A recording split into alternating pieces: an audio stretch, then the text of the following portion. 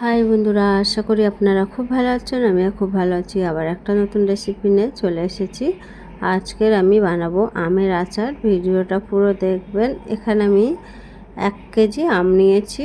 একটু বড় সাইজের আম নিয়েছি। আপনারা বড় ছোট যে কোনো সাইজের আমের এই আচারটা বানাতে পারেন।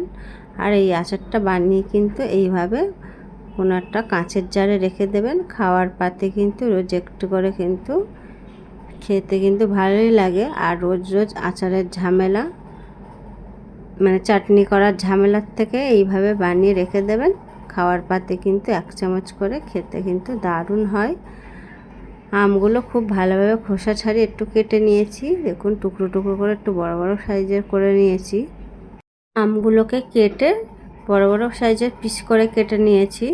এবার একটু কাঁটা চামচ দিয়ে এইভাবে একটু মানে গর্ত গর্ত করে নেবো, আর কি খুব ভালোভাবে মিষ্টির রসটা কিন্তু আমের মধ্যে ঢুকে যাবে। আমটাও কিন্তু খুব তাড়াতাড়ি সিদ্ধ হয়ে যাবে।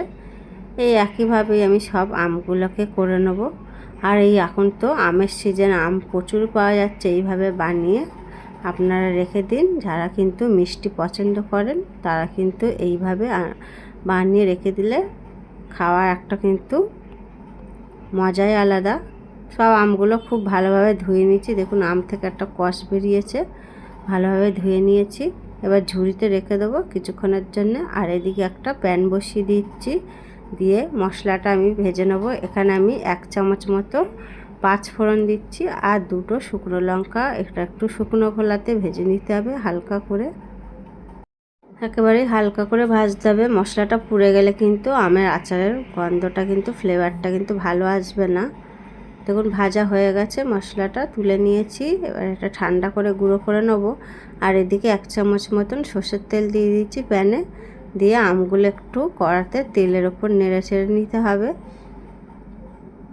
সর্ষের তেল দিয়ে একটু নেড়ে ছেড়ে নিলে কী হবে, আমের একটা জল আছে, জলটা কিন্তু খুব ভালোভাবে শুকিয়ে যাবে। অল্প একটু বিট লবণ দিয়ে দিচ্ছি আর স্বাদ মতো একটু এমনি নুন নিচ্ছি, রেগুলার নুন দিয়ে খুব ভালোভাবে একটু নাড়িয়ে ছাড়িয়ে নিতে হবে। আর এই সময় কিন্তু গ্যাসের ফ্লেমটা একদমই লোতে করে রাখতে হবে। এবার এর মধ্যে দিয়ে দেবো অল্প একটু হলুদ গুঁড়ো আর অল্প একটু লঙ্কা গুঁড়ো দিয়ে খুব ভালোভাবে আমার সাথে মিশিয়ে নিতে হবে। আর এখানে আমি চিনি দিয়ে দিচ্ছি, 1.5 কাপ মতো চিনি দিচ্ছি। আপনারা আপনাদের পছন্দ মতন কমিয়ে বাড়িয়ে মিষ্টিটা দিতে পারেন। তবে আপনারা এই যে চিনির জায়গায় গুড়ও দিতে পারেন, গুড় দিয়েও এই আচারটা বানাতে পারেন। এবার কিছুক্ষণের জন্য ঢাকা দিয়ে রাখবো। ঢাকা দিয়ে গ্যাসের ফ্লেমটা মিডিয়ামে করে রাখবো। চিনি থেকে দেখুন অনেকটাই জল বেরিয়েছে, আর এক্সট্রা কিন্তু কোনো জল দিতেই লাগেনি। এবার নাড়িয়ে চাড়িয়ে জলটা শুকিয়ে যাওয়ার অপেক্ষা করতে হবে। দেখুন খুব ভালোভাবে কিন্তু জলটা শুকিয়ে গেছে আর আমটাও কিন্তু সিদ্ধ হয়ে গেছে অনেকটাই। আমের আচারটা কিন্তু একেবারে রেডি হয়ে গেছে। ঠিক নামাবার আগে কিন্তু ভাজা মশলাটা দিয়ে দিতে হবে।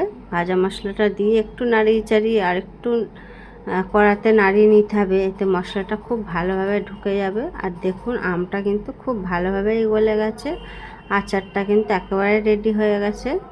এইভাবে বানিয়ে রেখে দিন, সারা বছর কিন্তু স্টক করে খেতে পারবেন আচার। এই আমের সিজনে বানিয়ে রাখবেন, সারা বছরে আচারটা খেতে পারবেন, দারুণ লাগে। আমার রেসিপিটা যদি আপনাদের ভালো লাগলে লাইক শেয়ার কমেন্ট করে সাবস্ক্রাইব করে রাখবেন, বেল আইকনটি প্রেস করবেন।